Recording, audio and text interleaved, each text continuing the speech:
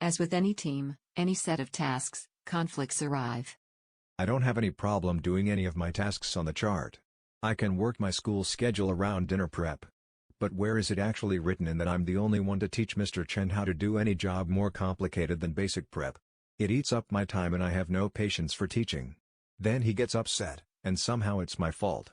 When I make the stew, I have to switch between the counter and the stove. People doing other jobs keep getting in my way.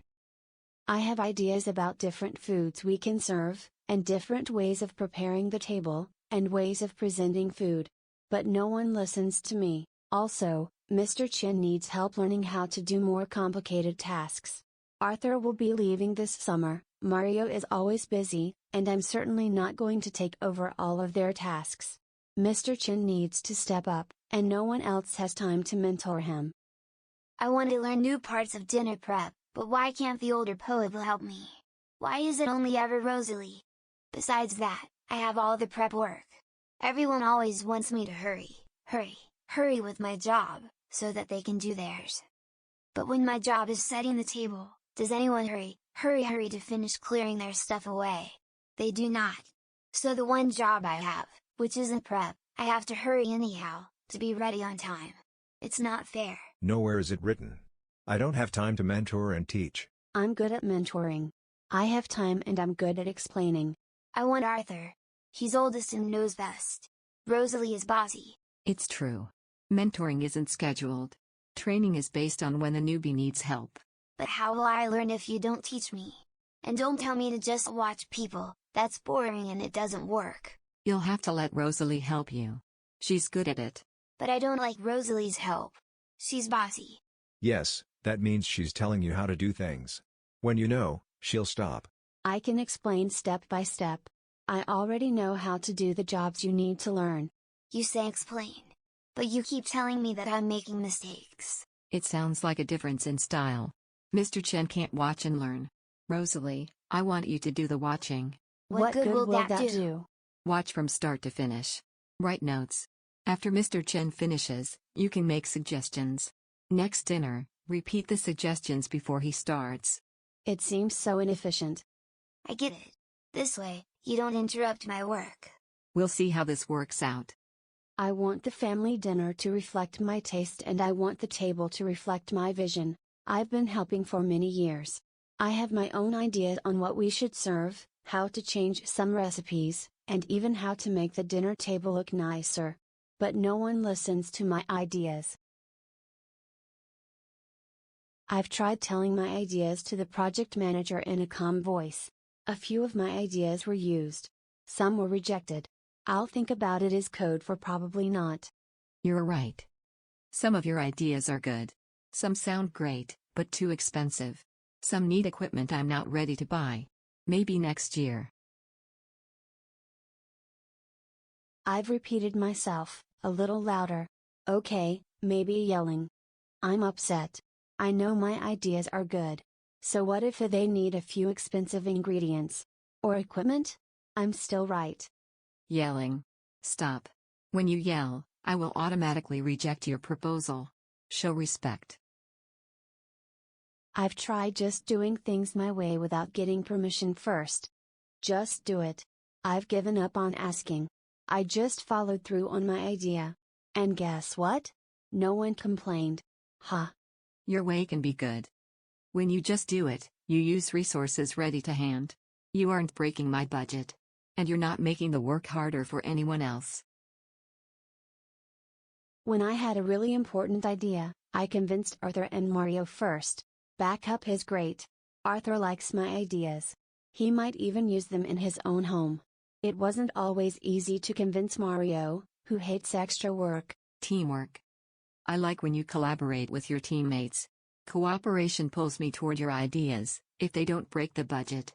We have to share a limited resource, the counter and the stove. On paper, it works. In reality? Mr. Chen is shaping dumplings and dropping them into boiling water. Arthur is spicing the soup and cooking the fish. I'm sautéing the onions and then using the same pan to sear the meat. We all want the front of the stove. Mr. Chen can do his dumplings earlier. Mr. Chen splashes hot water when he drops the dumplings in. I hate sharing the stove with him. Think it through. Mr. Chen cannot possibly work earlier. He does a lot to prep for everyone. Mr. Chen can do his dumplings later, when Arthur is done. Let Mr. Chen plop dumplings into boiling water after I'm done, so he doesn't splash me.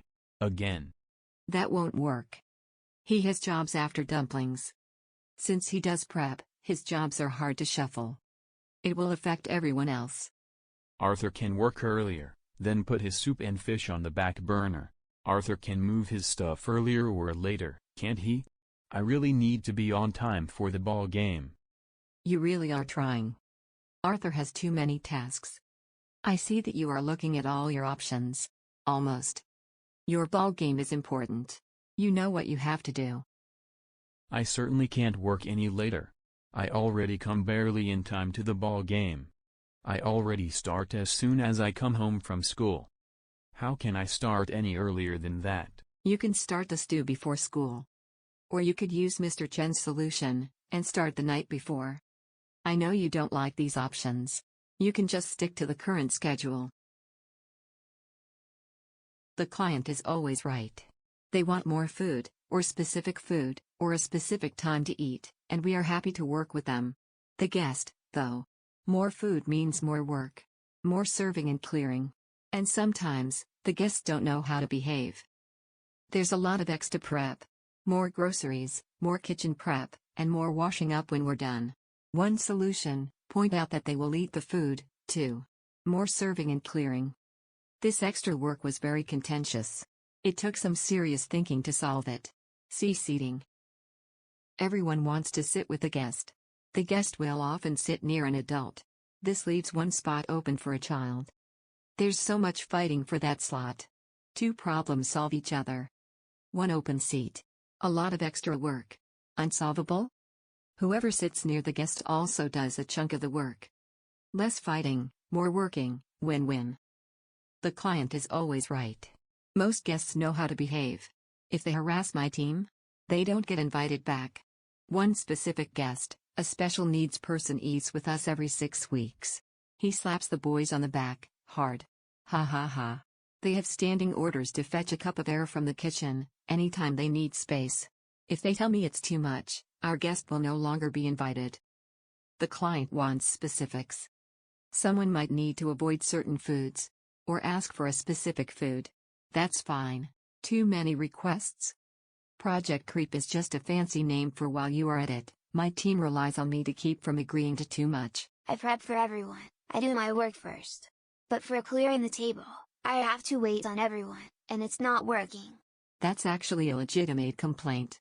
That's the first time someone said my complaint is worth something. You're not telling me that you have too much work. You're telling me that you can't work until certain things are done, and your teammates aren't doing it. Can I yell at my teammates to hurry up the way they yell at me? You know the rules. No yelling. How do we make this stop being a constant fight? We're going to move it up in the schedule. From now on, your teammates have to clear the table while you do food prep. You can set it while they work in the kitchen.